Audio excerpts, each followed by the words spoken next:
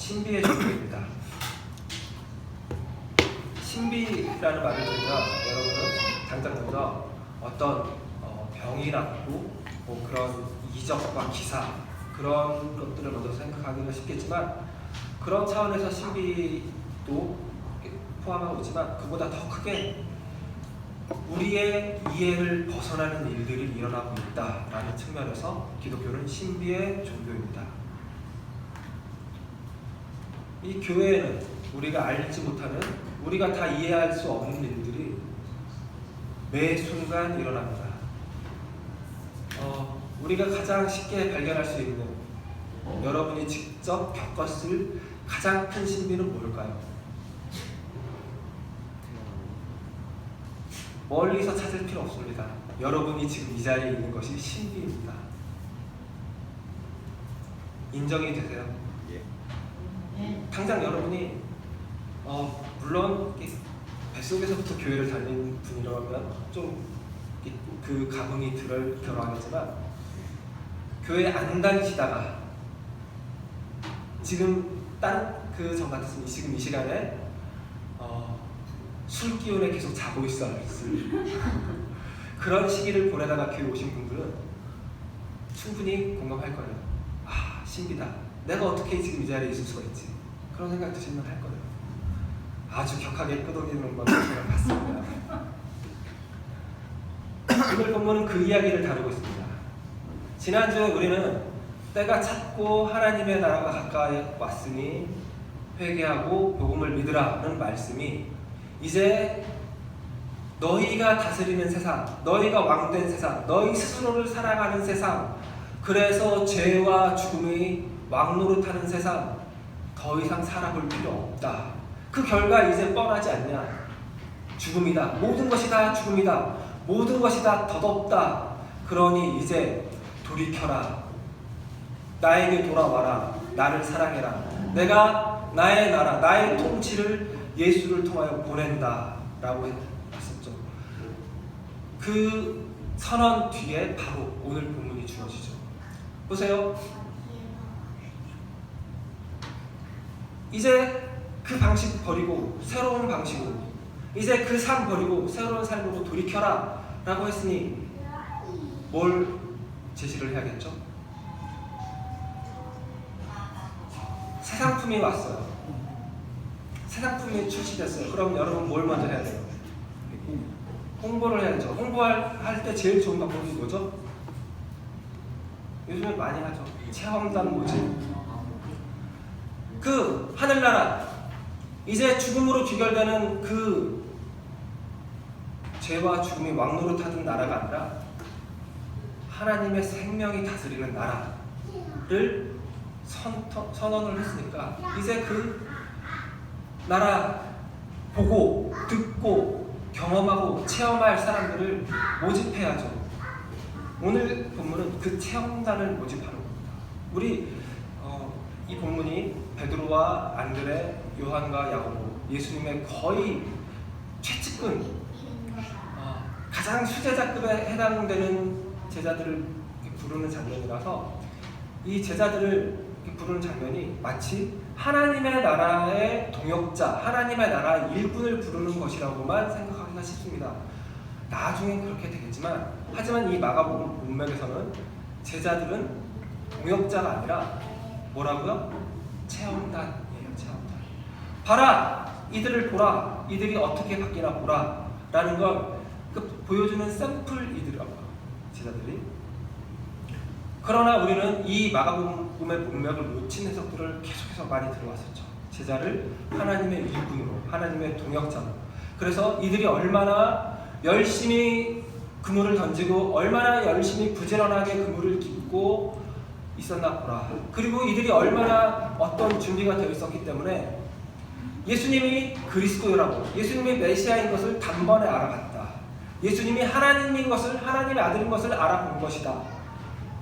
그리고 이들은 사람당은 어부가 되게 하리라는 예수님의 말씀에 담긴 영적인 뜻을 알아내고 그들이 가진 모든 것을 다 버리고 예수님을 따른 자가 되었다. 우리도 그렇게 따르자라고 하는 말만 듣게 되는 것이죠.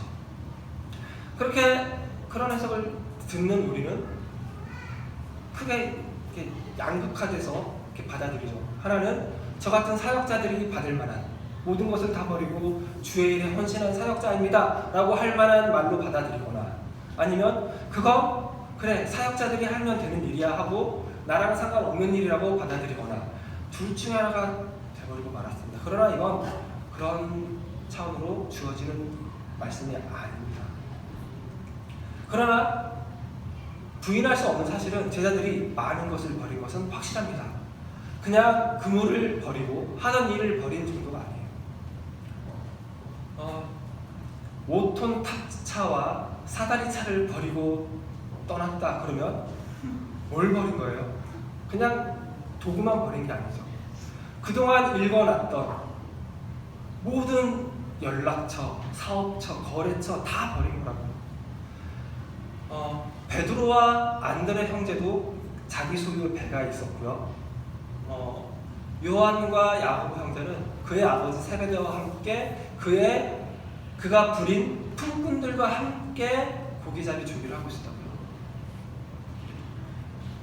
이 갈릴리 바닥에서 꽤 잘 나가는 수산업자였어요. 어떤 학자들은 이 세베대, 요한과 야고보 이 집안에서 예루살렘에 있는 대제사장 집안까지 물고기를 납품했을 것이라고 추측을 하고 있어요. 대단히 영향력이 있는 사람들과 인맥이 있는 사람이에요. 그러니까 요한과 야고보는 적어도 요즘 드라마로 치면 본부장이에요. 다음 후계자가 될 본부장쯤 되는 사람들이에요. 이런 걸 버리고 예수를 떠난 거예요. 그러면 뭔가 있죠. 아무 맥락 없이 그런 거 버리고 떠난 건 아니라고요. 그러나 그들이 예수가 하나님의 아들인 것을 알아봤고, 예수가 참 메시아인 걸 알아봤고, 사람 낚는 어부가 되는 일이 여기서 물고기나 잡고 돈이나 버는 것보다 더 가치 있는 일이니까 버리고 떠나는 건 아니라고요. 그럼 왜 이들이 그 큰 것을, 많은 것을 버리고 떠났을까요? 거기엔 아마 사람 낚는 어부가 되게 하리라는 예수님의 말씀에 어떤 이유가 있을 것입니다.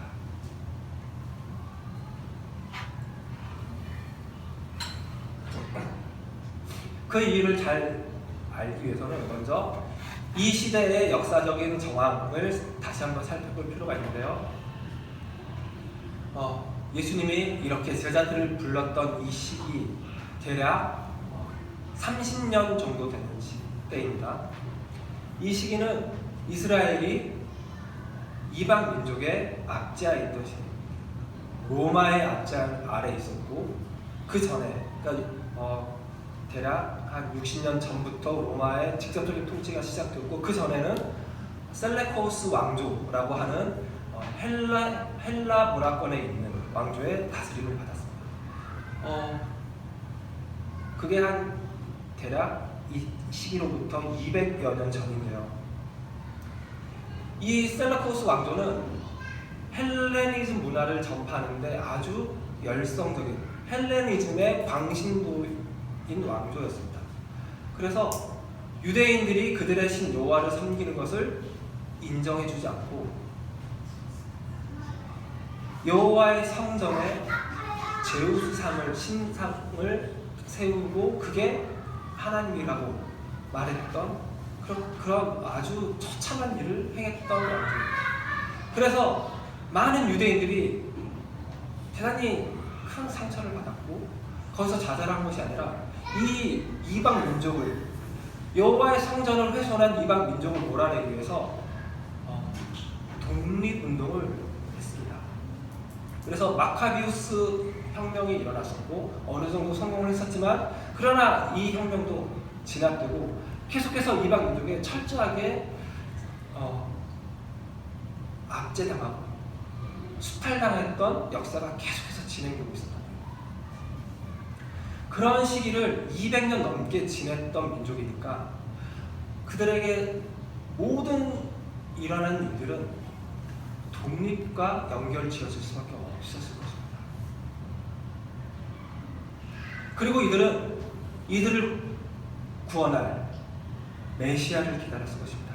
그 저 이방 민족을 몰아내고 유대인의 참 유대됨을 만들어낼, 유대인이 참 하나님의 선택된 민족인 것을 드러낼 메시아를 기다리고 있었을 것입니다. 그리고 그들은 그들의 나름대로의 방식으로 독립운동을 하면서 하나님 나라를 지키는 일을 하면서 그 메시아를 기다렸는데요. 그 일이 뭐냐면 사람을 낚는 일입니다. 사람을 낚는다는 말은 지금 우리 시대에도 이렇게 사람을 낚는다는 말을 쓰죠. 이게 긍정적인 표현이에요? 부정적인 표현이에요? 부정적이죠. 제가 여러분에게 어떤 의도를 가지고 질문을 했는데 여러분이 딱 이렇게 낚이면 저는 기분이 좋고 여러분은 좀 그렇죠. 이런 거예요. 그렇죠? 이때도 사람을 낚는다는 말은 긍정적인 표현은 아니었습니다. 부정적인 표현이었어요. 구약에 명시적으로 사람을 낚는 어부라는 표현은 없지만 사람을 낚는, 그물로 낚는 표현들이 있는데 하박국 1장에 나와요. 그 하박국 1장에 나오는 표현은 갈대아인들, 바벨론 군사들이 그 정복지에서 전쟁을 해서 그 피정복민들을 사륙하는 장면을 그물로 낚아서 죽이는 것으로 묘사를 해요. 그러니까 사람을 낚는 거는 대량 학살, 사륙이라고요. 그렇게 이방 민족이 유대인들을 사륙합니다. 하나님 도대체 뭐 하십니까? 라고 할 때 쓰였고요. 또 한편에서 어떻게 쓰였냐면 예레미야 16장 16절에서 쓰였는데요. 이번에는 하나님이 그 이방 민족을 향해서 사용하는 말이에요. 내가 이스라엘을 회복할 것이다. 그리고 이방 민족들은 내가 물고기를 잡듯이 그물로 잡아 멸하리라 라는 표현이에요. 그래서 이때 이방의 압제하에 있었던 유대인들에게 이 사람을 낚는다는 표현은 대단히 소중한 표현이었어요. 자기들이 독립운동을 하는 어떤 표현이기도 했고, 어떻게 독립운동을 하냐면 이방 민족을 향한 대항, 로마 병사들을 향한 대항이기도 하고, 유대인들 중에 로마 편에 서서 우리로 치면 친일 행위를 한 것과 같은 그런 자들을 처단하는 일도 사람을 낚는 일이라고 표현을 했을 것입니다. 그러면서 그들은 메시아를 기다렸는데 그 메시아는 어떤 자냐면, 어떤 이냐면은 이방 민족들을 사람을 낚듯이 그물로 다 낚아서 멸할 이이죠. 그리고 그 사람 낚는 일을 지시하고 이끌 이이겠죠. 오늘 본문에 나오는 베드로와 안드레 형제, 요한과 야고보 형제도 유대인입니다. 그러니 그들에게 독립은 너무나도 소중한 일이며 갈망하는 일이며 고대하는 일일 것입니다. 이런 이들에게 예수님이 내가 너희로 사람 낚는 어부가 되게 하리라 고 말씀하셨다고요. 그래서 이들은 모든 것을 다 버리고 주를 따른 것이죠. 이게 맞냐고요? 정말 그들이 그렇게 이 예수님이 사람 낚는 어부가 되게 하리라는 말에 역으로 낚인 게 맞냐고요? 맞아요. 이 마가복음은 1장 1절부터 쭉 시작되는 그 장면이 창세기와 비슷해요. 느낌이. 마가가 일부러 이 마가복음의 구조를 그렇게 만들어 나갔어요. 언어의 사용도 그렇고. 왜냐하면 예수 그리스도로부터 시작된 복음은 새로운 창조와 같다고 보기 때문이에요. 그래서 마가복음을 창세기처럼 이렇게 비슷하게 만들어 놓고 지금 여기 제자를 부르는 장면을 만들어 놨죠. 이게 창세기에선 누구를 부르는 장면과 같냐면 아브라함을 부르는 장면과 똑같아요. 창세기 12장 한번 보겠습니다.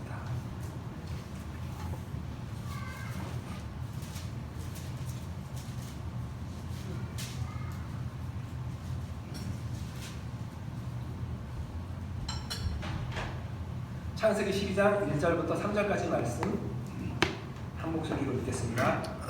여호와께서 아브라함에게 이르시되 너는 너의 고향과 친척과 아버지 집을 떠나 내가 너에게 지시할 땅으로 내가 너로 큰 민족을 이루고 내게 복을 주어 내 이름을 창대하게 하리니 너는 복이 될지라.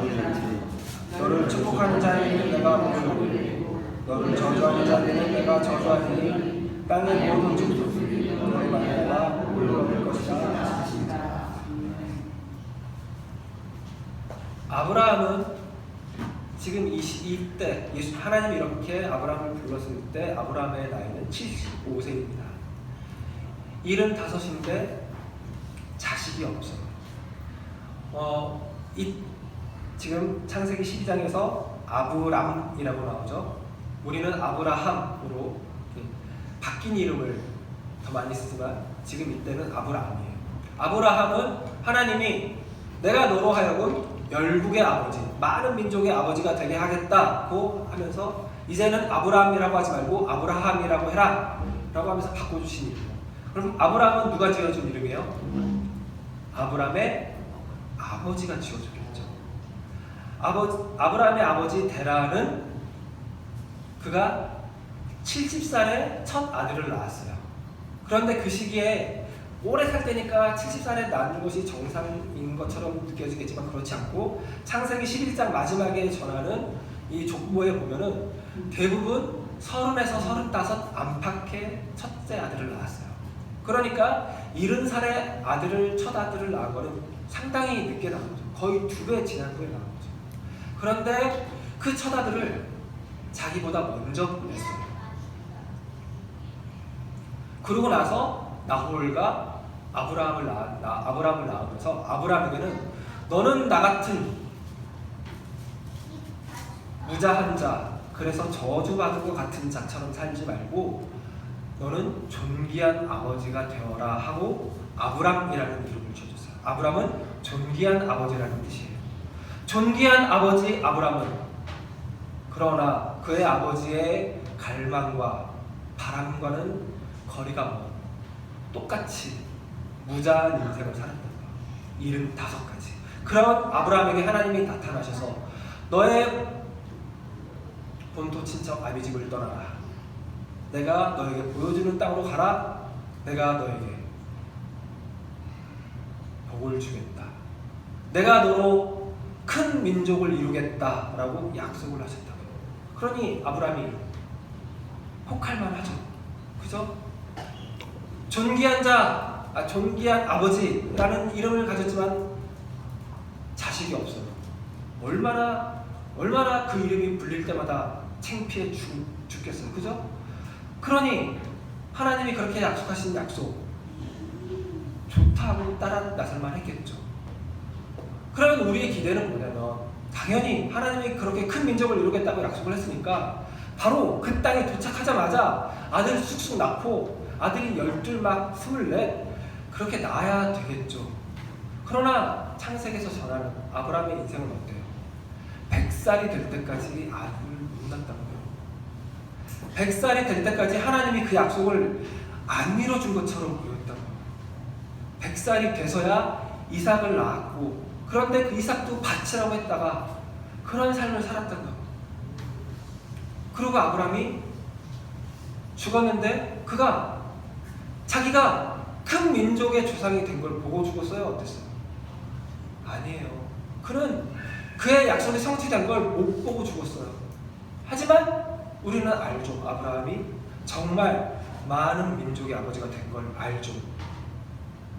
1차적으로는 이스라엘이라는 한 민족의 조상이 되었죠. 하지만 그보다 더 크게 그는 그리스도인이라는 하나님을 아버지로 고백하는 믿음의 공동체의 조상이 되었죠. 믿음의 조상이 된 거예요.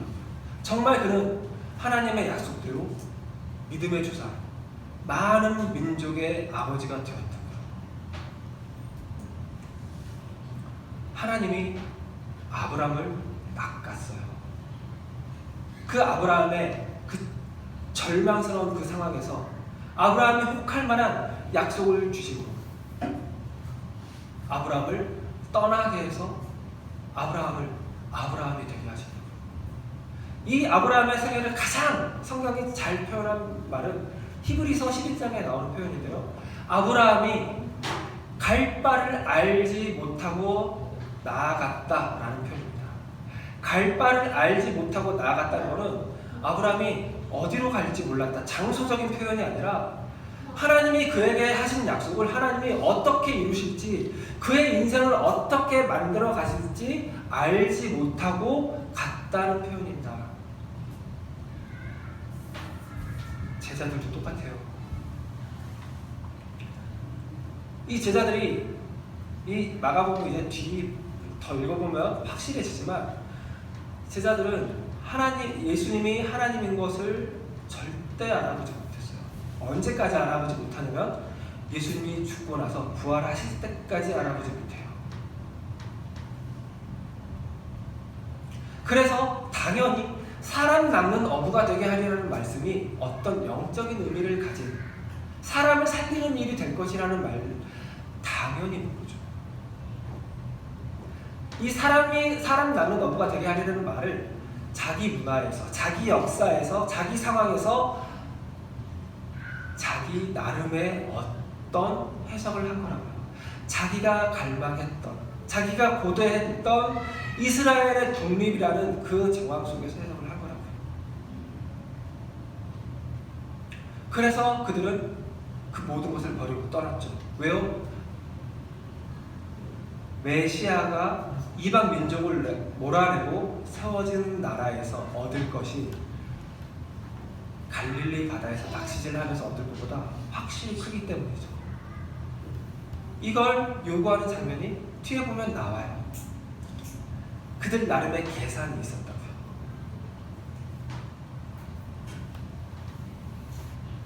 우리는 어떤가요?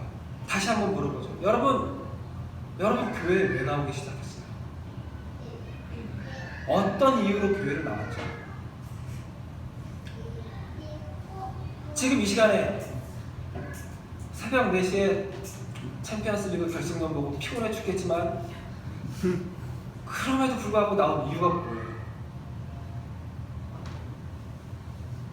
이 시간에 어디 가서 일이라도 더 하면 돈이라도 더 벌지, 그럼에도 불구하고 여기 나온 이유가 뭐예요? 지금은 교회 좀 다닌 지 돼서 여러분이 나름대로 나름의 거룩한 이유가 있을지 모르겠지만 그 처음으로 한번 돌아가 보자고요. 왜 나왔어요? 나름의 계산이 있죠. 이 아내 때문에 시달려서 이놈의 자식들이 도대체 협박을 해대서 거기서 좀 헤어나자고 나왔을 수 있죠. 그렇죠? 그런데요, 오늘 본문은, 그리고 이 본문과 같은 중심의 원을 그리는 아브라함의 이야기는 하나님이 그리고 예수님이 그거 괜찮대요. 그 이유들, 내가 그 이유들로 너희를 끌고 가겠다 하신대요. 하지만 그 이유에 머물지 않고 그것보다 더 크게 하나님이 일하시겠대요. 더 큰 하나님의 궁극적인 목적을 하나님이 이루시겠대요. 자식 하나 주십시오. 자식 하나 생기면 내가 원이 없겠습니다 할 만한 아브라함이요. 그 인생을 하나님이 이끌고 진짜 믿음의 주상, 진짜 많은 민족의 아버지가 되게 하신 거죠. 내가 이 나라의 독립된 나라에 한 자리 얻어보겠습니다 하면서 그물도 버리고 아버지도 버리고 일꾼들도 버리고 고기 몇 가지 다 버린, 그 사업장을 다 버린 이 예수님의 첫 제자들처럼 나름의 어떤 이유를 가지고 예수님을 따르기로 선택했겠지만, 하지만 그거보다 더 크게 하나님이, 예수님이 이들을 진짜 사람 낳는 사람을 죽이고 정죄하고 단죄하고 하는 사람 낚는 어부가 아닌 새로운 시대, 하나님의 나라, 생명이 다스리는 하나님의 나라에서 만들어내는 사람 낚는 어부, 생명을 주는 어부가 되게 하셨죠. 교회의 첫 사도들이 되게 하셨고,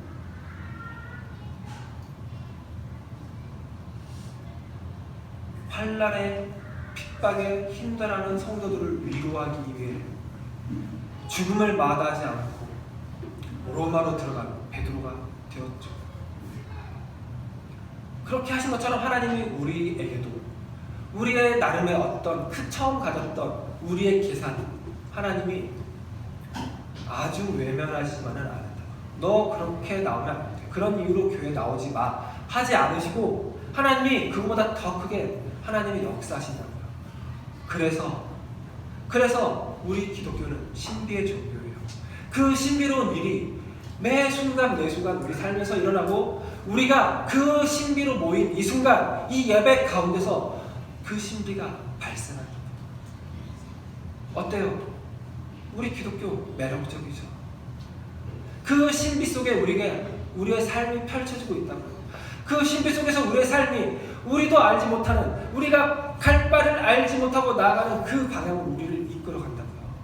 여러분, 다시 한번 여러분의 첫 순간을 돌이켜보세요. 여러분 스스로 놀랍죠?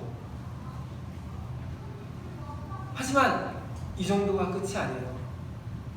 여러분이 나중에 몇 년 후에, 또 몇십 년 후에 여러분의 지금 이 순간을 돌아보면 또 여러분 놀랄 거예요. 왜냐하면 하나님이 일하시기 때문이죠. 하나님이 여러분을 복이 되게 하실 거예요. 사람 낚는 어부가 되게 하실 거라고요. 그 기대감을 가지고 매 순간 매 순간 살아가시고, 매주 드리는 예배를, 그 기대감을 가지고 그 기대감으로 감사와 사랑을 표현하는 예배로 만들어 가시기 바랍니다. 기도하시겠습니다.